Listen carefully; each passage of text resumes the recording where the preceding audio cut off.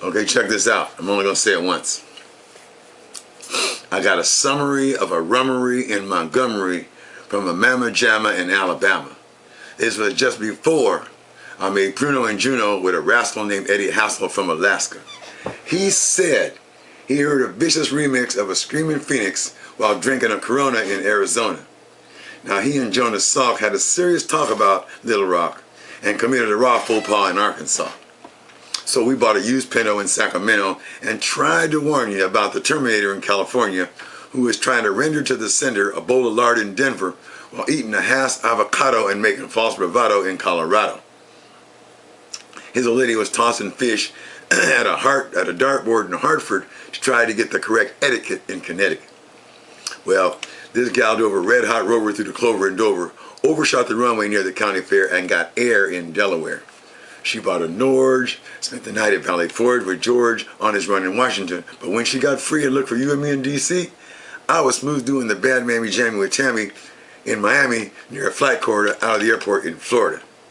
Tammy said there was no food for Santa in Atlanta, but they'll gorge you down in Georgia like they did that Zulu named Bonarulu from Honolulu who played Jai-Alai in Hawaii.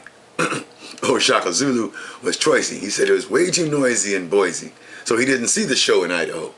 That's because he lived with a terminant virago in Chicago who couldn't handle the boys with toys in Illinois.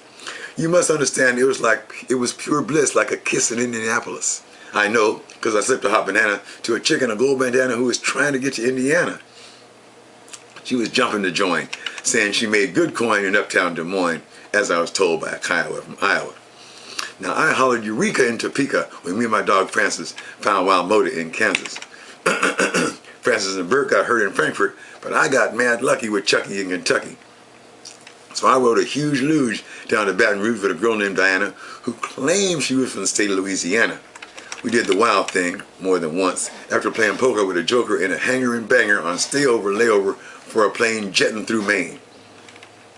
I was getting sore on the floor by the time we got to Baltimore, so we quit joking, caught the first thing smoking, and went barreling out of Maryland.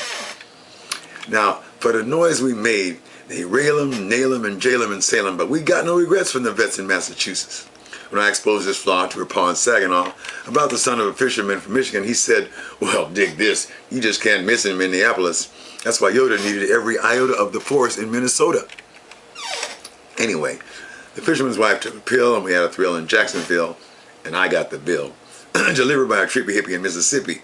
She helped me write this ditty after we took pity on an old biddy in Kansas City who sat on a hung jury in Missouri, went and fell in a well in Helena trying to get hold of a banana she heard about from a girl named Anna in Montana. Anna got tagged in the job by her ma in Omaha before she could ask you to go to Nebraska with the guy who played Keno with Dino and Reno, fought the Intifada, Haas, and Idi Amin Dada on the Ponderosa in West Nevada, and felt the low spark while he was homeless in the city park in Newark.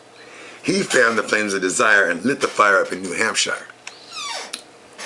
See, his homie stole a broken bus token from a clown in Hoboken who caught a bad case of the pleurisy in New Jersey. This guy smoked beef jerky with a turkey down in Albuquerque. They traded copious shares of Texaco for a billionaire in New Mexico, spent a penny with Jenny, a nanny in Albany, who was raising kids brought by a stork who ate pork all the way from New York. Now, Jenny's boss, Polly, didn't brook no folly over in Raleigh, where she dines with Dinah on the finest china in North Carolina. But then again, I rhyme all the time. Ain't nothing but a thing, okay? Polly said she saw Noah's Ark at a trailer park in Bismarck, and Noah was smoking moda and drinking strawberry soda driving a Toyota in North Dakota. Noah had built a rhombus in Columbus and studied cryo biop in Ohio. He was looking thinner, so we invited him to dinner.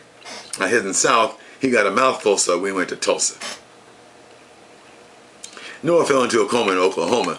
We paid his rent and bought plastic cement from a sportman in Portland, mixed it with gold, and sold it by the ton to a nun in Oregon. I'm creating a word to rhyme with Pittsburgh, but they'll train you, drain you, strain you, and make you bish you as back in Romania when you try to boost a gazania in Pennsylvania.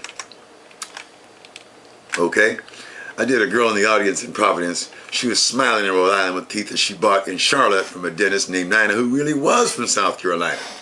After a short jaunt, just to taunt her on in Belmont, I asked if she filled her quota in South Dakota. She said, yeah, but they won't print this in Memphis.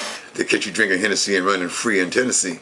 I said, well, if you're smart like Henry Weinhardt, you know what it's costing in Austin to drive a Longhorn Lexus in Texas, out around Saragossa. I knew it was a real pity what went down in Salt Lake City and caused a lot of hoopla in Utah. Any guy who could rob the poor fun in Richmond, then grow a big zinnia in a greenhouse in Virginia, had hella brain, a lot of pain in the rain, and heard far too much prattle in Seattle, no matter how much his son had fun in Washington. No one could wait till the job was done in Charleston. They asked who was the best in the West. Virginia and her friends, Diane and Addison, all three from Madison, said they stayed at Howard Johnson when they was in Wisconsin. I finally lost track of Diane in Cheyenne when she was combing her beard in Wyoming. And that was just before she told me about the semiotic state vector collapse of the quantum mechanical wave function at the junction. Yeah.